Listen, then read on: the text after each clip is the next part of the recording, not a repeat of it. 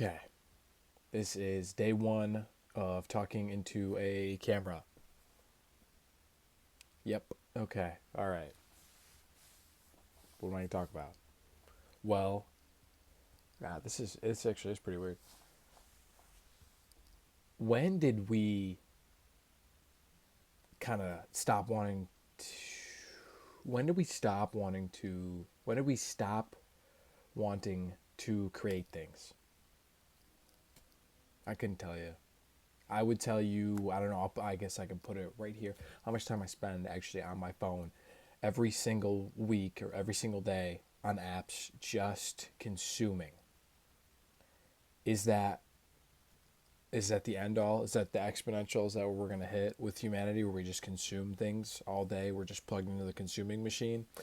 Because I mean I can't even say that I don't do it all the time because I do. I do it all the time.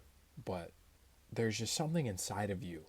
Recently I've been reading Rick Rubin's book about taking in everything and taking in pieces of art and taking in the world around you and then driving that into something creative and actually creating something. But if you notice, every single time you consume something, you never do anything with it. You just hold on to it and it just takes space up here. And it's trapped. Everything is trapped. And the only way to get things out is to create. Like this is creation right here. But everyone, including myself, is so afraid to create things nowadays, and you start to wonder why. Why do we like to consume so much more than we like to create? And it's because it's obviously it's pretty easy to sit there and scroll on your phone all day. It's actually probably the easiest thing you can do is wake up and open up Instagram. Is that what I did this morning? You know it. You know I was up at 9 a.m. scrolling on my phone for half an hour. It's so easy. It is just the most incredibly easy thing that you can actually do as a human being is to sit there and scroll on your phone. We all have phones. We all need phones. You know, dumb phones were a thing for a while, living analog, and then you get to a menu and you try to, you got to scan that QR code at that restaurant, and you're not eating shit because you don't have a camera on your phone that can scan a QR code. But yeah, no, I believe we need to create, and I think that's something that we, as Gen X, as someone who's 21 years old, can recognize. We have a very big problem with consumption and not creation. Granted, a lot of these, outlining reasons for this problem are not under our control. We didn't put ourselves in the situation. I don't really know who would. But yeah, I don't know. And this is the easiest form of creation. I mean, I like to write, sure, but I like to write. I don't remember the last time I drew or painted anything. Or, I mean, just think about like all those videos you used to make, even when cameras were shitty and we only had access to iPods when you were a kid, all those videos you used to make with your cousins. When's the last time you did that? Even with your friends. When's the last time you did that? But, I mean, I was looking through my old TikToks when I was in high school. And it's like I used to just make videos on anything and I wasn't afraid. I just wanted to make things that people would watch, even if it got like 20 likes or 5 likes or 7 views. You just wanted to make. We all have this innate desire to create things because it's how we kind of relay everything that we've taken in on to the world. And if you don't, it gets all trapped up here. And so creation is this kind of freedom. It's this kind of way we can get things out. If you don't get things out, it just kind of all stockpiles up into a ball, and then you have to go probably later on in life if you don't let those emotions out in a negative way. It's going to take forever. You got to peel it back, and you got to peel it back, and you got to peel it back. But if you create, you actually have things around you that can kind of show you how you were feeling a certain way, or how you're feeling a certain day, or why you were feeling a certain kind of emotion. I think that's the beautiful part about creation is it allows you to take all these emotions and all these sensory inputs around you at a certain moment in time and kind of create something, even if it's a paragraph or even if it's a picture, even if it's a shit picture or it's a paragraph that sounds like shit. You still get something, you know and not every thing you create needs to be seen. I mean, I have 5 subscribers on my YouTube channel. I don't even know how I have 5 subscribers, but I doubt they're even going to see this. But to create without having someone see it, to create with zero feedback, I think it's not a good thing. I think we all need to have things put to the test. One creative outlet I have recently started to endeavor into is this thing, is DJing. I'm really bad at it, but some people might not call it creating, but that 5 or that even like 30-second, 1 minute transition between songs that you create, it's you. That's you creating something. There's no one else doing that. That's something you made. It's entirely new music that you've put together by using 2 different songs and transitions and, faders and the tempo slider and the jog wheel and things like that. But there was no stakes to it. I didn't have to get better at it until I started doing it for like pre-games and parties and stuff at school. And that's really when I felt like, hey, I was getting better, or I was actually, channeling it into something. You can sit there for probably 5 hours and, do absolutely terrible song transitions. And it doesn't matter. None of that matters. There was no stakes to it. There was no feedback from anyone. But when you go places and you do it in front of other people, and you do one thing and no one's paying attention, and you do another thing, people start to nod their head and sing along to a song or something like that, or you really get them in a certain type of mood, that's good. That's actually fantastic.